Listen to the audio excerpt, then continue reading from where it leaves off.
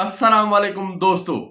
जैसे ही under 19 team की शिकस्त हुई है इंडिया की, इनके दिक्कत बल्लेबाज हम भी देखें। हमने क्या कहा था कि भाईजान 70% इंडियन टीम फेवरेट है, 30% सिर्फ पाकिस्तान टीम। लेकिन उसी 30% फेवरेट ने जैसे जीता है तो इंडियन मीडिया पागल हो चुका है।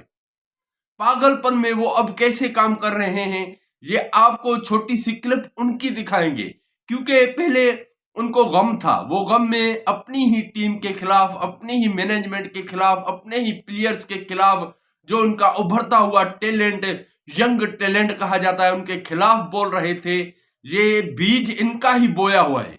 जैसे कि इन्होंने तकब्बुर सिखाया उनको, जैसे कि इन्होंने गलत काम करना सिखाया उनको।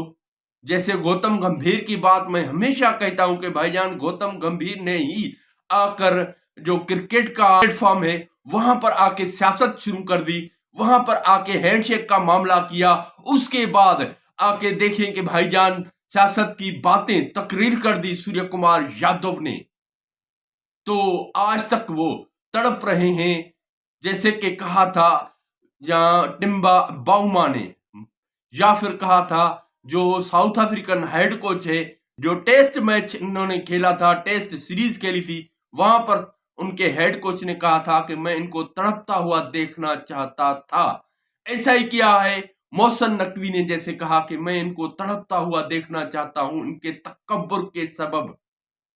हालांकि इससे पहले ऐसा नहीं था।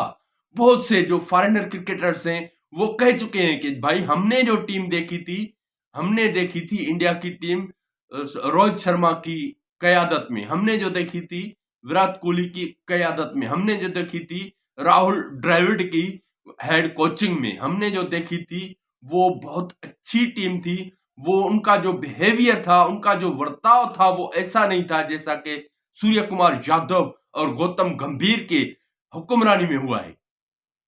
ये बात फॉरेनर क्रिकेटर्स कहते हैं। लेकिन अब जबकि उनके जो यंग लड़के हैं, छोटी उम्र के लड़के हैं, 14-14 साल कह रहे हैं भाईजान, वैसे तो 3-4 साल हो चुके हैं इनको, तो 14 साल का कह रहे हैं सूर्यवंशी को। लेकिन बहरहाल 14 या 15 साल आपका अगर ये यंग टैलेंट है, आप उनको ऐसा दर्श दे रहे हो, आप उनको ऐसा, आपको कहते हैं भाई शिक्षा दे रहे हो, आपके जबान में शिक्षा कहा जाता है ना, आप उनको शिक्षा दे रहे हो, ऐसी ऐसी परवरिश दे रहे हो कि भाईजान नफरत का बीज बो रहे हो।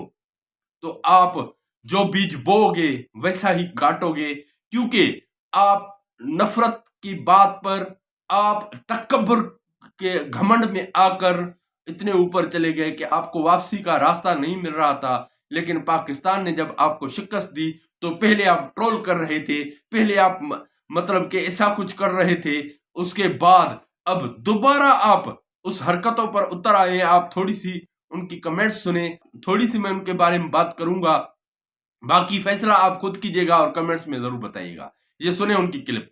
आपका वर्ल्ड कप के अंदर जो इंडिया पाकिस्तान के प्रोबेबल 11 होंगे वो क्या हो सकते हैं, और फिर देखते हैं कि क्या कोई चांस है इन लोगों का।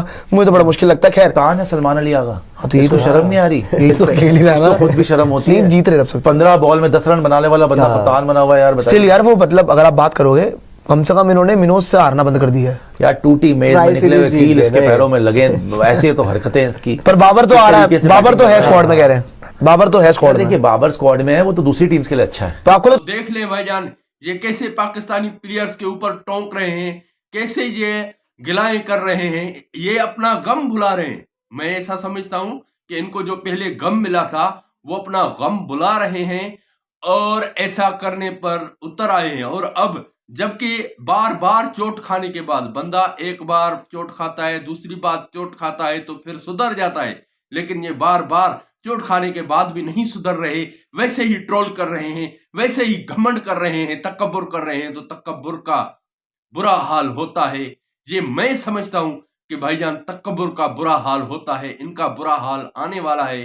क्योंकि जो बंदा, फिरौन ने भी तकब्बुर किया था, यहां पर फिरौन ने भी तकब्बुर किया था, यहां पर यजीज ने भी तकब्बुर किया था, यहां पर और कौन से बात करूं, कारून ने भी तकब्बुर किया था।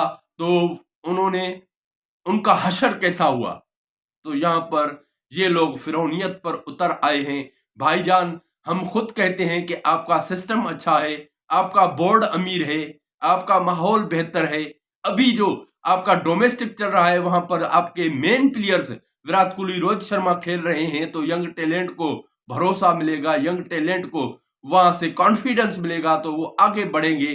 तो ये सिस्टम होता है। पाकिस्तान में ये सिस्टम नहीं है, क्योंकि यहाँ के जो कुछ करता धरता बंदे हैं, ऐसे जो सियासी बंदे हैं जो आकर बैठ गए हैं यहाँ सीट्स पर, जैसे अब सरफराज जैसे बंदे आए हैं, तो भाईजान पहले कहा था ना, सरफराज धोखा नहीं देगा।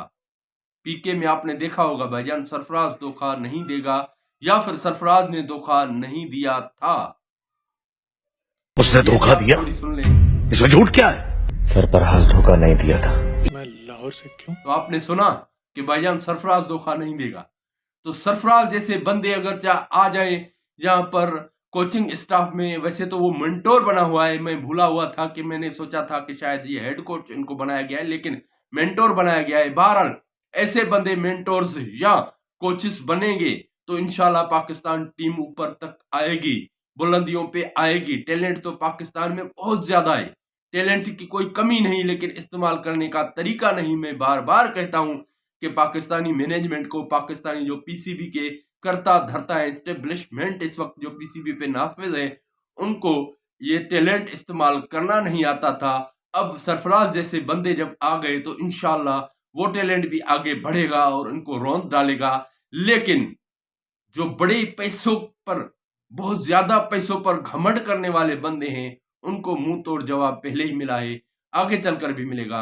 आप कमेंट्स में भी जरूर बताएं, और आपसे रिक्वेस्ट है अगर आप हमारे चैनल पर न्यू हो तो चैनल को सब्सक्राइब और वीडियो को लाइक जरूर कीजिएगा। अगर वीडियो पसंद आई है तो दोस्तों के साथ शेयर भी कीजिएगा। ये वीडियो यहाँ तक की थी, मिलते हैं अगली वीडियो में। खुदा हाफिज।